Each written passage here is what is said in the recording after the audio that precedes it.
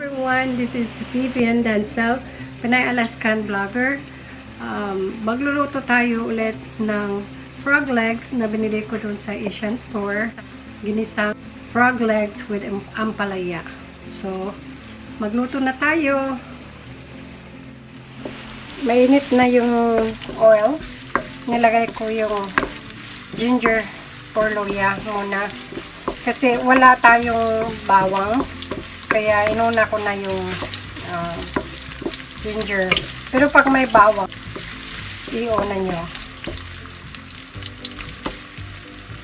Tapos, lagay yung sibuyas.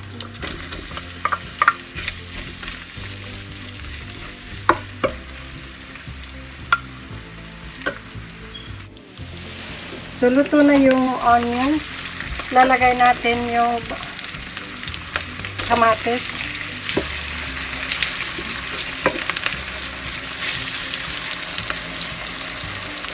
Lagyan ko rin ng konting salt. Yung mga 1/4 teaspoon siguro or less than. Masasayin nyo, tikman nyo at the end kung tama yung lasa. Kung kasi hindi ko sinusukat. Tapos lagyan ng patis.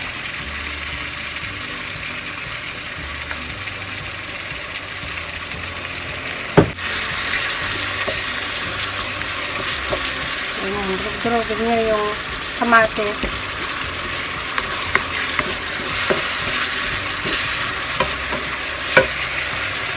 Tapos ilagay nyo yung frog legs. Yung frog legs, kailangan yung i-wash na maigi. I-rub nyo ng salt. Malinis na to nung binili ko. Kaya lang, you have to clean it again kasi hindi natin alam kung paano nila nilinisan.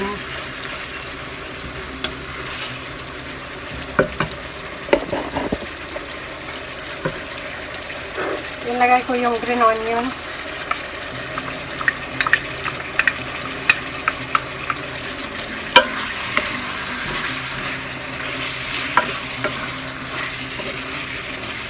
Hindi ko siya kinat ng maliliit kasi gusto kong hawakan pag kinakain ko.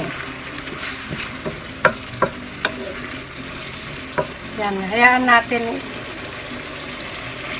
tumuyo yan. Igisa lang natin.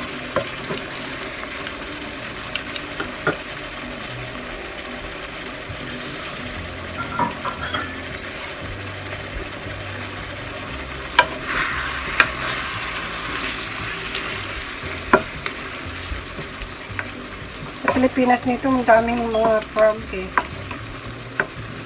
Yan lang, matagal na akong hindi nakatikim nito doon sa Pilipinas.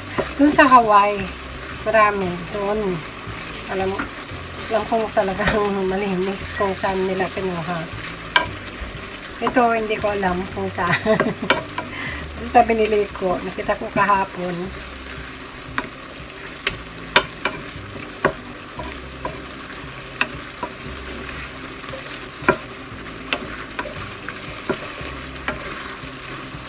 Kung malilit pa yung anak ko. Nagluto ako ng ganito. Sabi ko, chicken. Sabi nila, Ma'am, bakit ang liit-liit yung buto niya? Sabi ko, it's a frog. Ayaw nila. Ewan ko kung ako lang na naman siguro kakain nito. Pero yung asawa ko kumakain naman naman. Tingnan na lang. Kaya bumili ako ng konti lang. So, hayaan lang natin para maluto.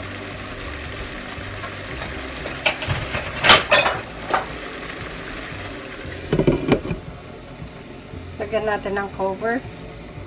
Ayan, malapit nang matuyo. Gisa lang ng maigi. Nagtubig siya, kaya wait lang natin. Hinintay kong tumuyo siya. Ayan.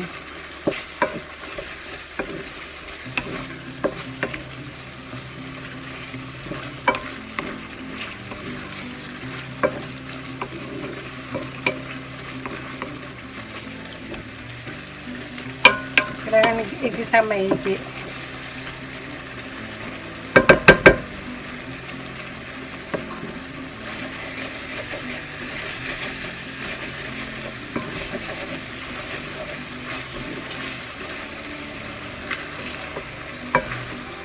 Ayan, naputol na pala yung ano, ito yung malalaki, oh. Mapuputol pala. Ayan, kahit hindi mo putulin, pag ginigisa mo, habang naluluto, napuputol pala yung bone niya.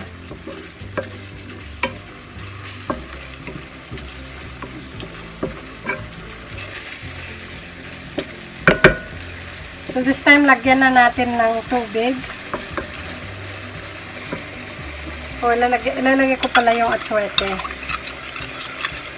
The way we cook it, I learned it from my dad. Ilalagyan nila ng atsuete. So, hindi ko alam kung lahat ay ginagawa nila ng ganito.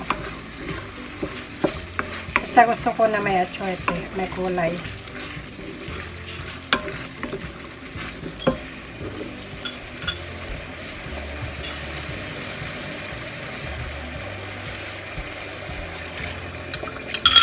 Kunting tubig lang. Ayan. So, hayaan lang natin.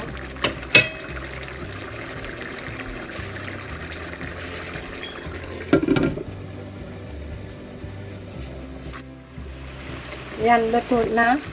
Luto na yung palaka. Ayan. Hita ng palaka.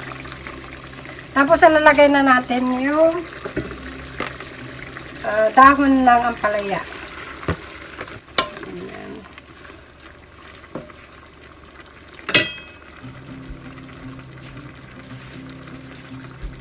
Takipan nyo. Huwag muna i-mix. Ayan. Pwede na natin i-mix yung ampalaya. Ayan, mix natin. Natin i-overcook. Lutuin pero wag i-overcook. Ayan. Okay na yan. Luto na yan.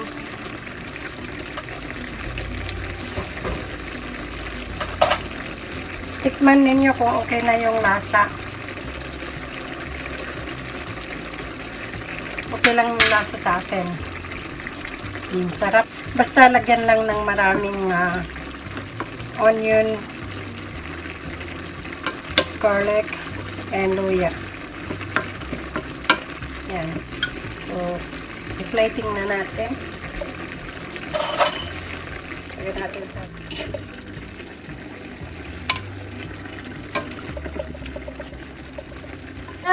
Tapos na. Isang palaka with ampalaya. Ayan.